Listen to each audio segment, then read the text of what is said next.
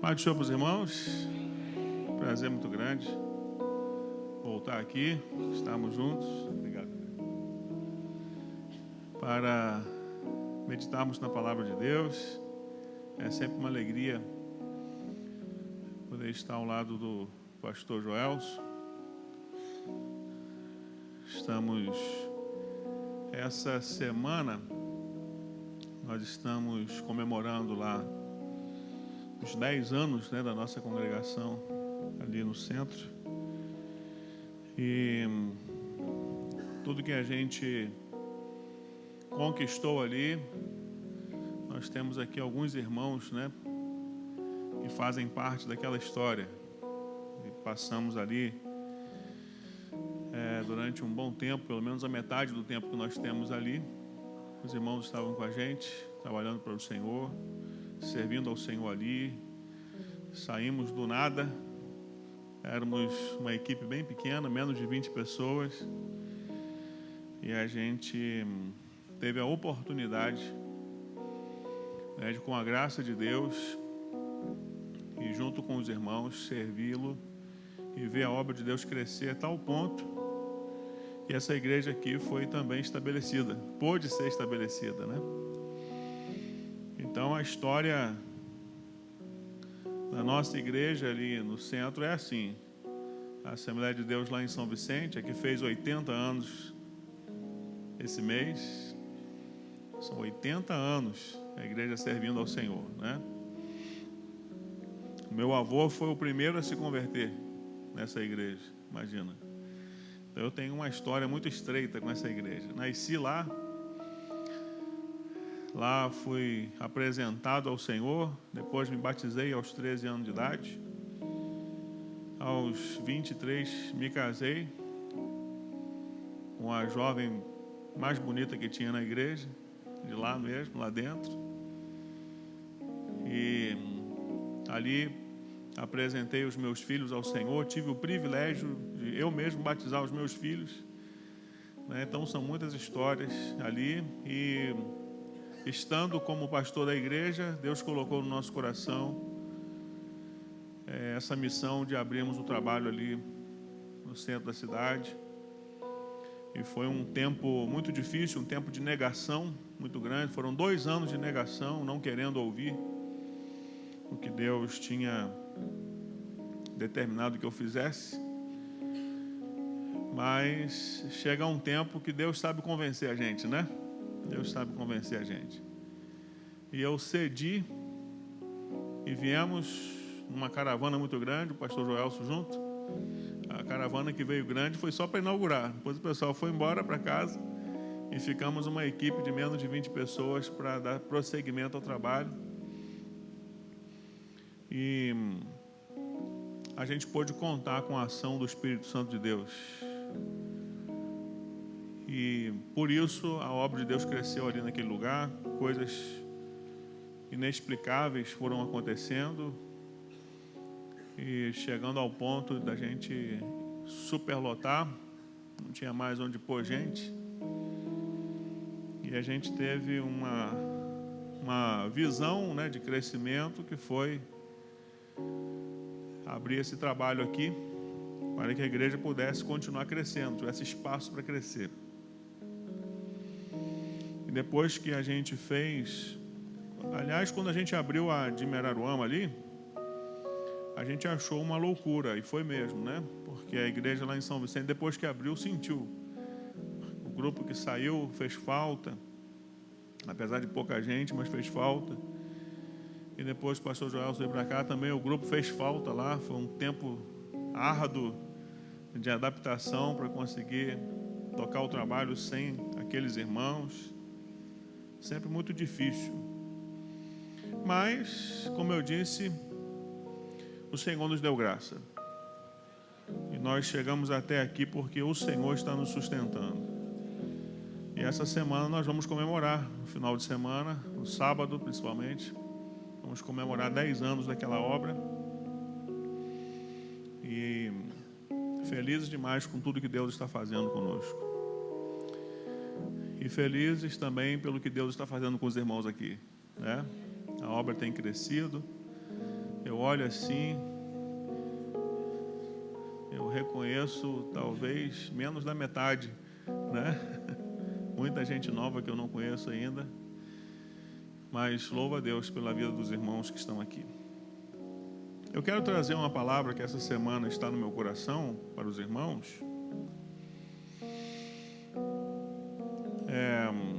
No Evangelho de João, no primeiro capítulo, eu quero refletir com os irmãos essa palavra.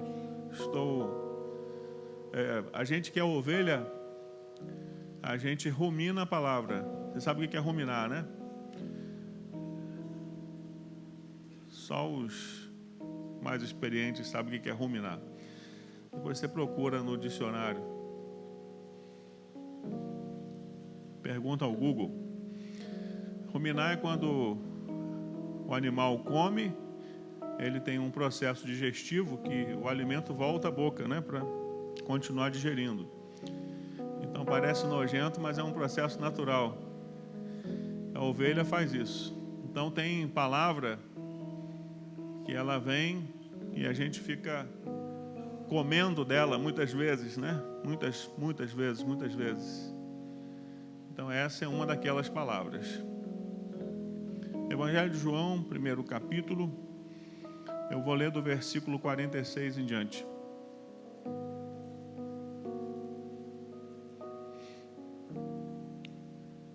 Evangelho de João, primeiro capítulo, do 46 em diante. Os irmãos acompanhem, por favor. Nos diz assim a palavra do Senhor. Disse-lhe Natanael: pode vir alguma coisa boa de Nazaré? Disse-lhe Filipe: vem e vê. Jesus viu Natanael vir ter com ele e disse dele: eis aqui um verdadeiro israelita, em quem não há dolo. Disse-lhe Natanael: de onde me conheces tu? E Jesus respondeu e disse-lhe: antes que Filipe te chamasse, te vi eu estando tu debaixo da figueira. Natanael respondeu e disse-lhe: Rabi, tu és o Filho de Deus, tu és o Rei de Israel. Jesus respondeu e disse-lhe: por que te disse, vi-te debaixo da figueira, crês? Coisas maiores do que estas verás. E disse-lhe: na verdade vos digo que, daqui em diante, vereis o céu aberto e os anjos de Deus subindo e descendo sobre o Filho do Homem. Amém? Bom, essa passagem, ela se dá no início do ministério de Jesus.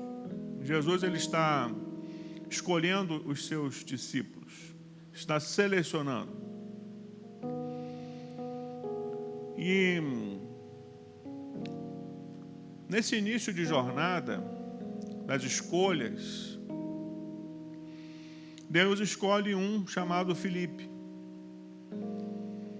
E diz o texto aqui que nós acabamos de ler, que Filipe encontra Natanael.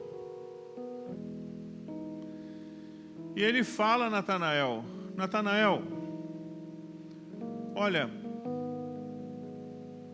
nós encontramos o Messias. Nós não lemos esse versículo, é o 45. Nós encontramos o Messias, aquele de quem Moisés falou, aquele que vem para resgatar Israel, para liderar Israel e tirar Israel da garra dos seus inimigos, para levantar a nação israelita. Então ele declara: a pessoa de quem eu estou falando, que eu estou dizendo que é o Messias, é Jesus Cristo, lá de Nazaré. Natanael se assusta e fala assim: mas de Nazaré? Pode vir alguma coisa boa de lá?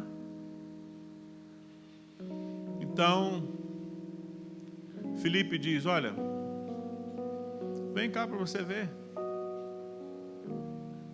Então ele foi foi junto com Filipe. Quando ele vai chegando perto de Jesus,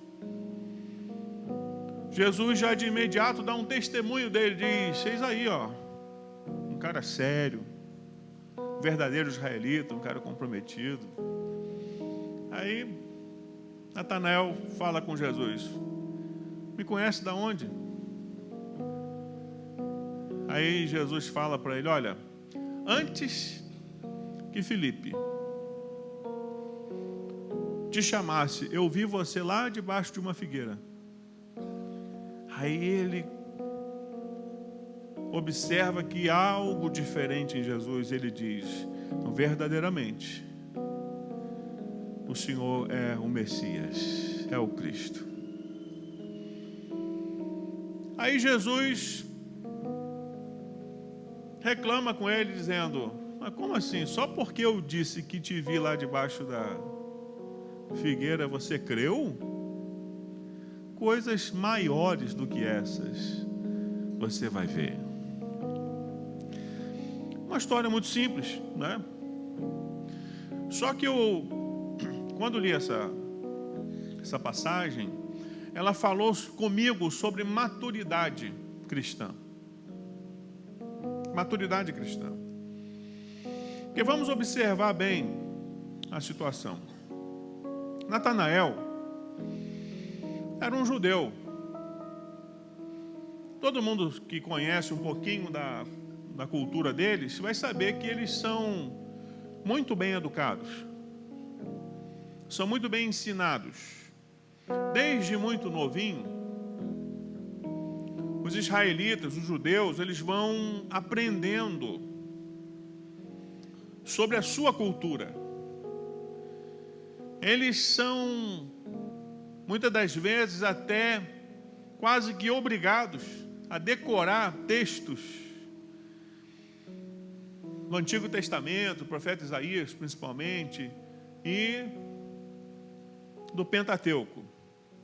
As leis, eles têm aquilo tudo decorado, porque eles são realmente trabalhados na sua cultura. E Natanael, ele sabe muito bem a respeito do Messias que virá. A promessa divina de que o Messias virá para salvar Israel, para libertar Israel. É o libertador que está chegando. E essa promessa, ela é aguardada há séculos. Só que Natanael, como todos os outros, estão aguardando um rei mesmo, que vai chegar numa carruagem, acompanhado de um exército, e que vem com a coroa na cabeça, né? E que chegando mesmo para tomar Israel, porque Israel está mais uma vez escravizado, porque eles têm essa experiência ao longo da história. O povo hebreu passou por séculos na mão dos egípcios, aí foram libertos por Moisés, por Deus, né? Usando Moisés. Depois eles têm o tempo de escravidão pelo reino babilônico. Eles estão calejados por essa história, e agora eles estão mais uma vez debaixo do jugo, e agora o jugo romano. Tudo que eles produzem é para Roma. Eles não são donos mais de nada, eles estão trabalhando para o imperador. Eles não têm mais a prosperidade que antes eles tinham. Então eles estão esperando um sujeito que chegue para acabar com Roma, para derrotar todo mundo, para botar todo mundo para correr, né? Aí fala que vem um cara lá de Nazaré. Como assim? Nazaré? Nazaré não era nem uma cidade, era um vilarejozinho com pouca gente. Era uma vila assim de carpinteiro, sabe como? Pastores de ovelha, tudo gente pobre. Não pode. poderia vir alguma coisa boa de Nazaré? Ele estava esperando alguém que saísse da capital, alguém que brotasse de Jerusalém, de dentro do palácio, né? Um cara forte, sábio, culto, letrado, instruído. Mas tem um sujeito, filho de um carpinteiro. Esse é o Messias? Será? Pois é. Quando a gente não conhece Jesus, quando a gente não teve um encontro com Jesus, a gente espera um monte de coisa de Jesus. A gente imagina um monte de coisa a respeito de Jesus porque a gente não tem uma intimidade, não teve um encontro verdadeiro. Então a gente pensa de Jesus um monte de coisa. A gente pensa que Jesus é um curandeiro. A gente pensa que Jesus veio ou está vindo apenas para resolver os problemas nos quais eu me meti. A gente pensa que Jesus é um cara que vai prover as minhas necessidades, alguém em quem eu possa me encostar. A gente pensa um monte de coisa a respeito de Jesus. Por quê? Porque a gente está vivendo a mesma experiência de Natanael. É só um conhecimento, entre aspas, conhecimento a respeito. Muita gente tem um conhecimento teórico a respeito de Deus. Sabe quem é Jesus, entre aspas. Sabe que ele é o Messias. Sabe que ele morreu na cruz. Sabe que ele é aquele que veio para salvar a humanidade. Como Natanael, ele tinha todo o conhecimento a respeito do Messias que viria. Ele só não tinha tido ainda um encontro verdadeiro com aquele que é o Messias. Entende isso? Então aqui está um problema sério. A gente observa isso hoje. Muitas pessoas estão sabendo algumas coisas a respeito de Jesus. Pessoas que sabem que Jesus é quem de fato ele é, só que nunca teve um face a face, não teve um encontro, não tocou nele, e por essa razão vive uma vida superficial, um cristianismo superficial. É do ver para crer. Essas pessoas estão fadadas à dúvida constante. De vez em quando vai pensar, será que Deus está aqui mesmo? Porque não conhece. Ele disse, eu estarei convosco todos os dias, até a consumação dos séculos. Qual parte dessa frase que a gente ainda não entendeu? Então a coisa fica, doeu o pé, a unha encravou. Ah, Jesus não está comigo. É coisa de menino na fé.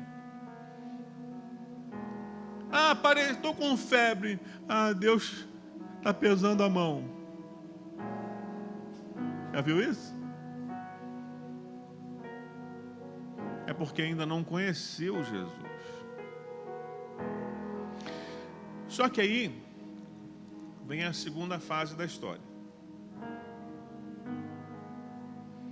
Ele conhece Jesus frente a frente. E ele descobre uma coisa que é muito importante para a vida cristã. Sabe qual é? Ele descobriu que Jesus sabe tudo a nosso respeito. Não há nada que eu possa esconder de Jesus. Nada. O salmista chegou a dizer, né? E se eu fosse para o mais profundo abismo? Se eu fosse para o mais alto monte? Né? Para onde eu fugirei da sua face? É impossível fugir da presença de Deus. Ele sabe tudo a meu respeito. Vocês estão olhando daí para cá, vocês estão vendo um cara bonito, né? Vocês estão vendo um cara razoavelmente bem arrumado, né? Vocês olham para mim, ouvem falar o pastor e tal, né? Aquela coisa. Então, o que vocês estão vendo é só uma capa. É muito fácil para mim interpretar aqui um teatrozinho para vocês, aqui 1 horinha, moleza. Só que existem coisas que estão por dentro da gente, né? Coisas que a gente sente, coisas que a gente pensa, e até algumas coisinhas que a gente faz quando as portas estão fechadas, que as pessoas não veem. Só que tem um detalhe: de Deus ninguém se esconde. De Deus ninguém se esconde. Não dá para fazer uma peça, não dá para interpretar para Deus. Deus sabe, porque Ele sonda os nossos corações. Quando a gente sabe que Jesus sabe, pronto. Agora, a gente está diante de alguém com quem o nosso relacionamento ficou diferente, porque ele já sabe tudo a nosso respeito. Agora, é necessário que haja um conhecimento da nossa parte para com ele, certo? Uma reciprocidade de conhecimento. O profeta Oséias disse, mais ou menos assim: o meu povo está sendo... Alguém lembra? Lembra? O meu povo está sendo destruído, em outras versões dizem outras coisas. O meu povo está sendo destruído por falta de... Deixa eu fazer uma pergunta para vocês. A gente está conversando aqui, gente, não estou pregando não, tá? É só uma conversa entre nós.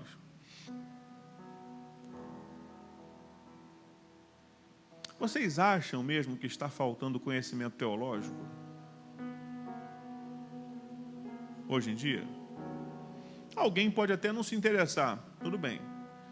Mas a maioria das pessoas tem um bom conhecimento a respeito de quem é Deus, quem é Jesus, quem é o Espírito Santo. A maioria, a grande maioria, sabe perfeitamente sobre o plano de salvação. As pessoas têm uma noção, ainda que básica, mas têm uma noção teológica. Então eu diria, não está faltando conhecimento teológico, assim como para Natanael não faltava conhecimento teológico.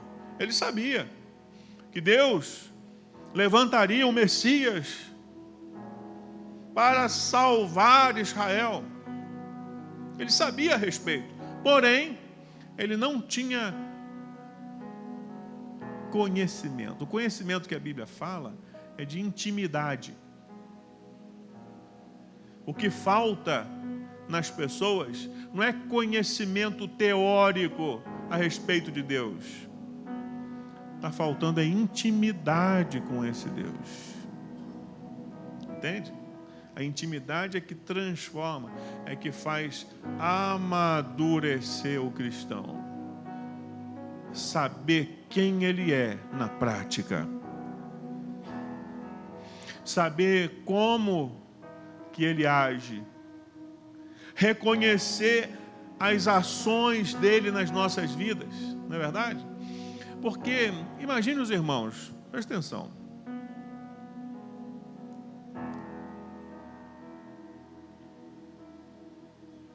Um casamento. Está aqui no capítulo 2. Certo?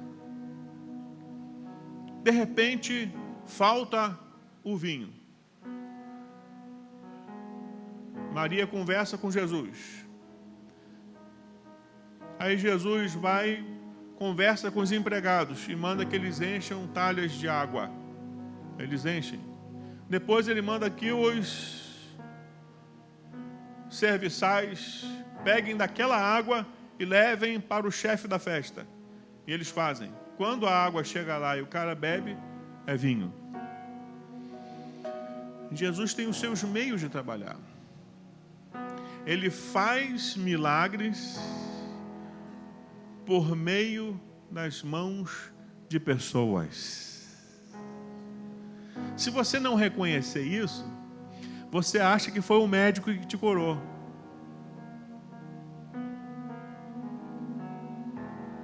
Se você não reconhecer isso, você acha que é o seu network. Desculpa a palavra. Talvez uma parte aqui não entendeu. O conhecimento de negócio. Não, eu conheço as pessoas, aí eu resolvi.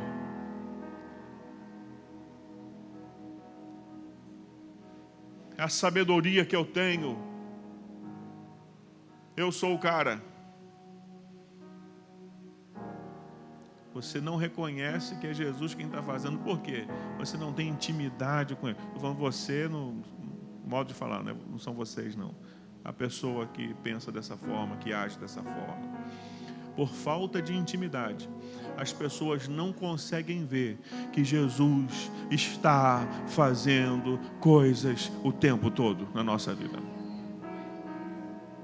A gente precisa buscar mais intimidade com Deus. A gente precisa ir para mais perto de Deus.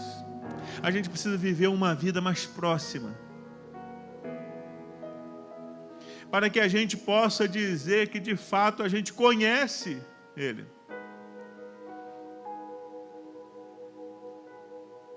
É importante, irmãos, nós nos aproximarmos de Deus.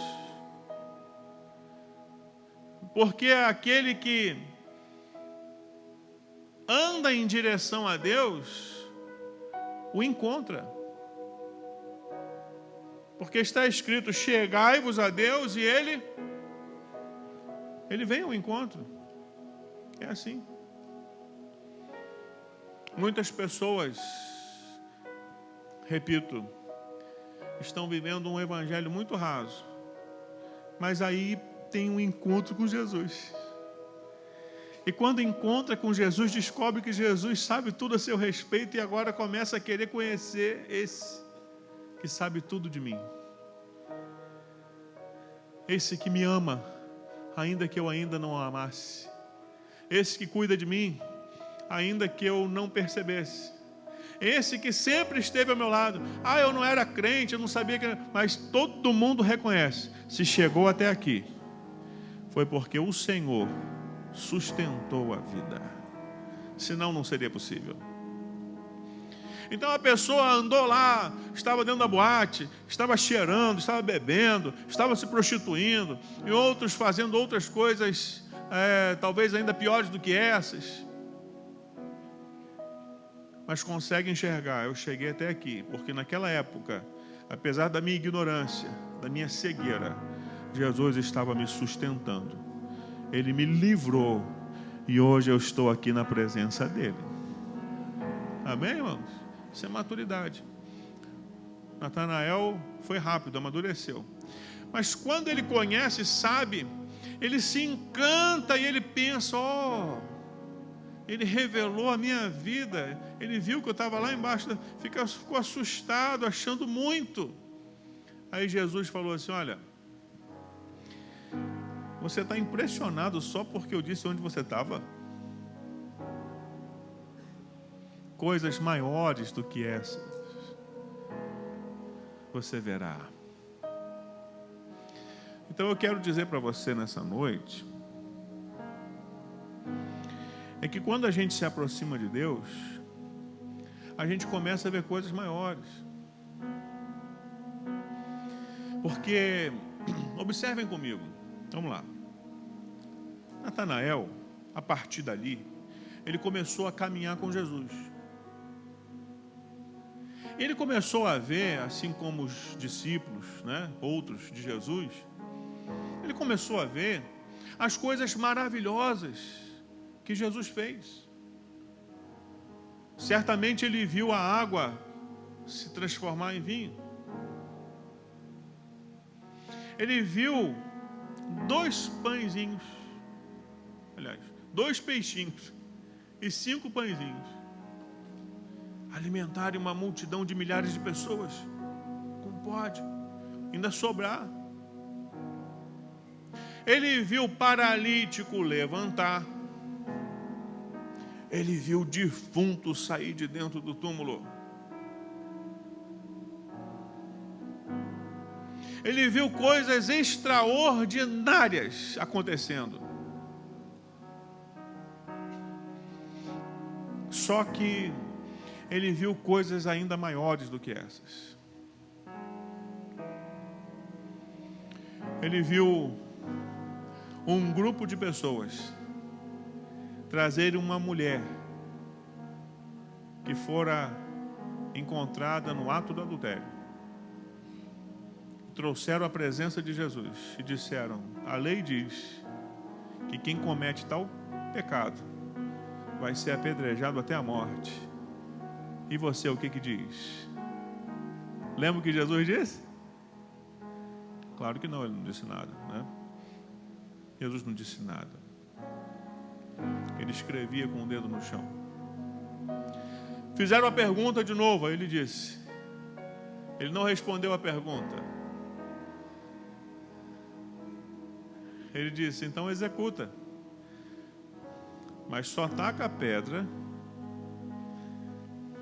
quem não tiver pecado algum. Ninguém teve coragem de tacar a pedra. Todo mundo foi embora. E Jesus perguntou à mulher: onde estão os seus acusadores? Não ficaram para te condenar? Ela disse: não, Senhor, ninguém ficou. Aí ele disse: eu também não te condeno. Pode ir em paz, mas não peques mais. Ele viu algo maior do que um paralítico andar. Ele viu alguém 100% justo aplicar a misericórdia sobre a vida de uma pessoa. Ele viu Jesus colar de volta no lugar a orelha do soldado que Pedro arrancou, lembra? Pedro querendo ser justo, como assim vai matar um cara justo? Jesus, não pode.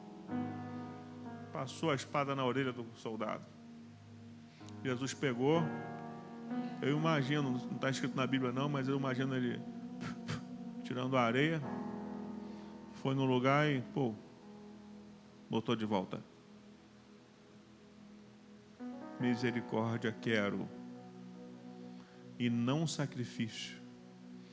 Conhecimento de Deus, mais do que holocausto, diz a palavra. E Jesus também disse isso nas suas palavras. Quando a gente vai amadurecendo na vida cristã, a gente esquece que Jesus levanta paralítico. A gente até nem lembra que Jesus multiplica pão. A gente começa a querer estar perto desse Jesus que perdoa. Porque por mais que ele cure a unha encravada, por mais que ele transforme situações na minha vida, por mais que ele abra portas e que ele faça prosperar a minha vida, por mais que ele faça essas coisas, eu ainda todos os dias dependo de 2 coisinhas dele: graça e misericórdia. Graça é o favor imerecido, eu não mereço nada, continuo dependendo dele. E misericórdia é o contrário, né? Misericórdia é a ausência da punição que eu merecia. Eu preciso todos os dias da graça e da misericórdia do Senhor, porque eu sou só um pecador. Então, quando eu estou perto de Jesus, eu posso dizer igual Paulo. Foi cantado aqui hoje, né? A sua graça me basta, Senhor. Aliás, foi o próprio Senhor quem disse para ele: a minha graça te basta. O meu poder se aperfeiçoa na fraqueza. Isso é maturidade cristã, irmãos. É crescimento. A gente não pode viver uma vida de meninos espirituais. Sempre. A gente precisa crescer. A gente precisa subir os degraus da escada. A gente precisa ir para mais perto de Jesus. A gente não pode viver esse evangelho superficial, onde eu busco o Messias que vai vir para me libertar. Quando eu chego perto dele, eu descubro que ele já me libertou. Que ele já abriu a porta. Ele mesmo é a porta, ele é a minha salvação. E não há nada que eu possa fazer para que isso aconteça. Ele já fez. Está feito. Aí eu descubro que não é o paletó que me salva. Eu descubro que não é a minha religiosidade, não é o quanto eu oro que me salva, não é o quanto eu jejuo que me salva, não é o quanto eu me libero das coisas mundanas, que eu me santifico, porque não sou eu o meu santificador. A Bíblia diz que é o sangue de Jesus Cristo que me purifica de todo pecado. Isso é intimidade, é vida com Ele. Entende? Quando eu era criança, a gente era mais pobre do que a gente é hoje, né? Então a gente saía de casa, eu pequenininho, de mão dada com meu pai. A gente ia pela rua. Meu pai era um faz-tudo, mas a profissão dele era marceneiro. Era o que ele fazia de melhor. A nossa vida era bem precária financeiramente, a gente não tinha muita condição. A gente ia passando pelas vitrines, né, dos armazéns, na época, né, não tinha mercado. Os armazéns, as vendas. A gente ia para padarias, a gente ia passando, e eu via assim na vitrine, por detrás do vidro, tinha lá um pacotinho vermelho assim, escrito prestígio. Que vontade que eu tinha de comer aquilo. Só que eu pedia para o meu pai: pai, eu queria um negócio daquele ali. Ele falou assim: ah, filho, papai não pode. Papai não pode. Eu passava na loja e tinha lá na vitrine da loja um calçado chamado quichute. Não sei se alguém aqui usou esse trem. Eu queria um daquele novinho, mas não tinha. Ele não podia comprar. Eu não entendia muito bem, porque eu tinha que usar o quichute que o meu irmão mais velho tinha usado, depois o meu irmão do meio tinha usado, depois aquilo chegava para mim já tortinho, entendeu? Ruinzinho. Eu queria o novo. Eu queria uma mochila nova, porque na verdade eu não tinha mochila. Eu ia para a escola, os colegas tinham mochila e eu levava os meus cadernos dentro de um pacote de arroz de 5 quilos.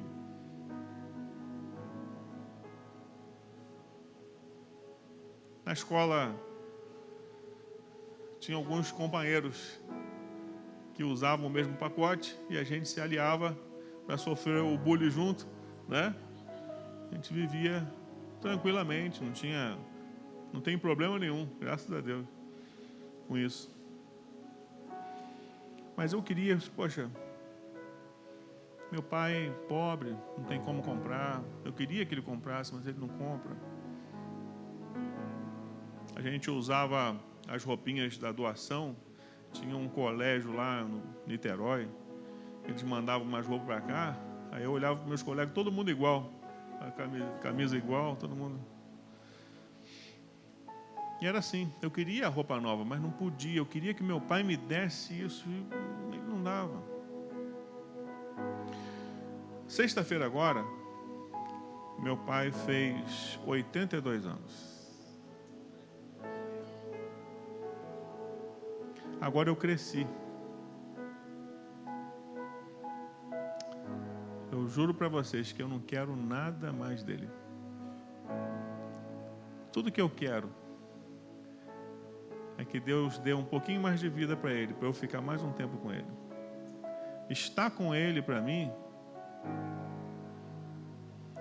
é muito mais do que suficiente. Entende? Quando a gente se relaciona com Deus igual uma criancinha, a gente fica só pedindo coisa para Deus. Só falta a gente pedir pirulito, porque a gente só pede. O hino que foi cantado aqui, né? Hoje eu não vou pedir nada. Só a sua presença é suficiente. A maturidade cristã vai te levando para esse lugar. Você deixa de ser um crente que vai para a igreja só para assistir um culto. Você vai porque você precisa sentir a presença de Deus, junto com os seus irmãos.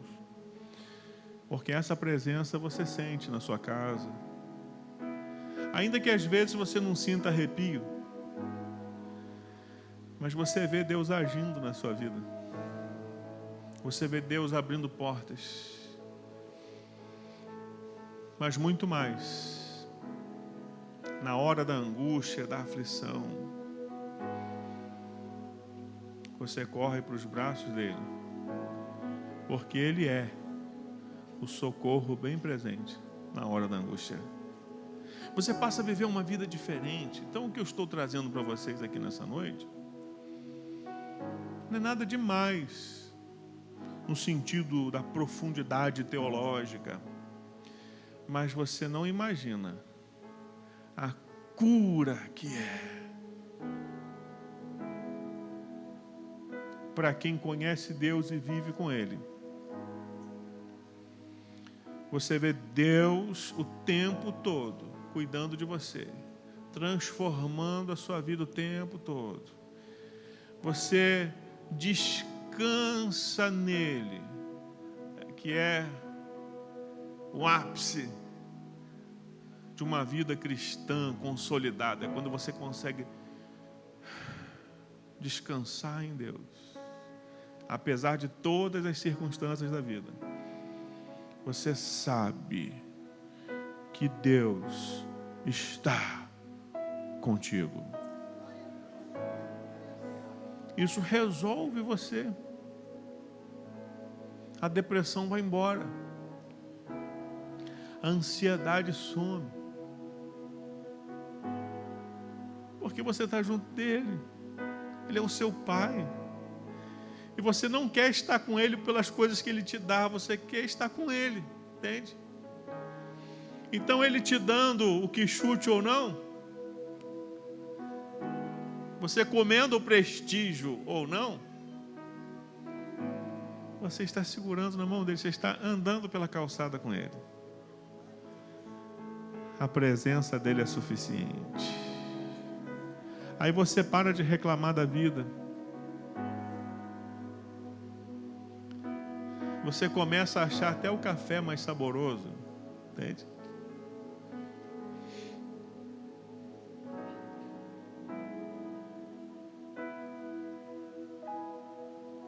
Você chega em casa, está sentado à mesa e tem bolacha,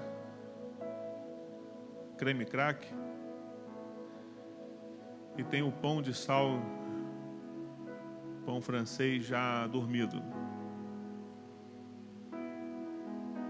Aí você pega aquele pão, corta. Antigamente era assim, passava um pouco de manteiga, botava na frigideira, uma lata de Neston bem grande em cima.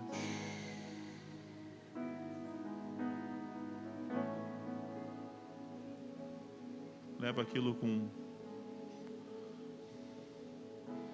2 dedinhos de café. sentado à mesa, ao lado da pessoa que Deus colocou na sua vida. Você toma aquele cafezão, melhor que qualquer café de hotel. Sabe por quê?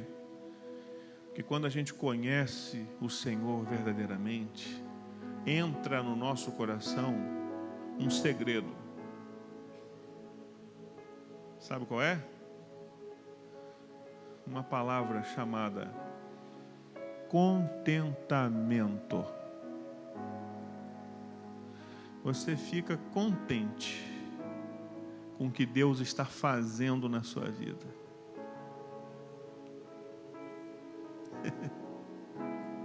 Fica contente com o que Deus está fazendo na sua vida.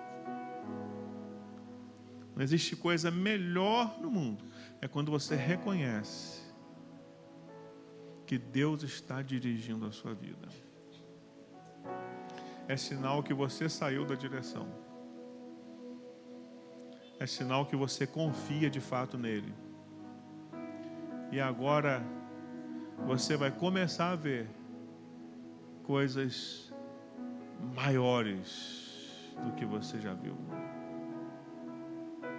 Você quer ver coisas extraordinárias de Deus acontecendo na sua vida? Quer? Então eu vou dizer para vocês uma palavra, eu vou encerrar assim. Me perdoa, tá? Já vou pedir perdão antes. Eu vou embora. Mas o que o Espírito Santo me falou quando eu meditei nessa palavra semana passada, ele ministrou no meu coração assim: Marcos, vê se cresce.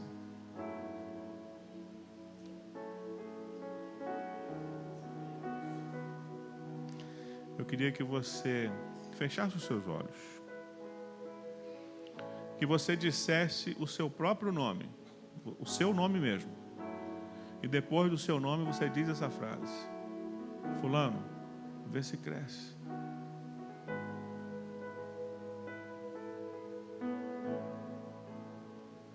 Porque quando você crescer,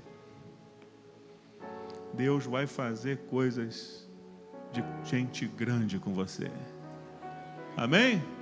Que o Espírito Santo de Deus possa falar melhor ao seu coração. Obrigado pela atenção. Lembra quando estava por um fio pra desistir, e quando faltou isso aqui pra você cair, e mesmo assim você tentou mais uma vez. Era a mão de Deus, era a mão de Deus segurando a sua mão pra não cair. Você não veio até aqui pra desistir, então não tem por que chorar, volte a sorrir. Era a mão de Deus e vai ser sempre assim. Amém. Lembra quando estava por um fio pra desistir, e quando faltou isso aqui pra você cair, e mesmo assim você tentou mais uma vez. Era a mão de Deus, era a mão de Deus segurando a sua mão pra não cair. Você não veio até aqui pra desistir, então não tem por que chorar, volte a sorrir.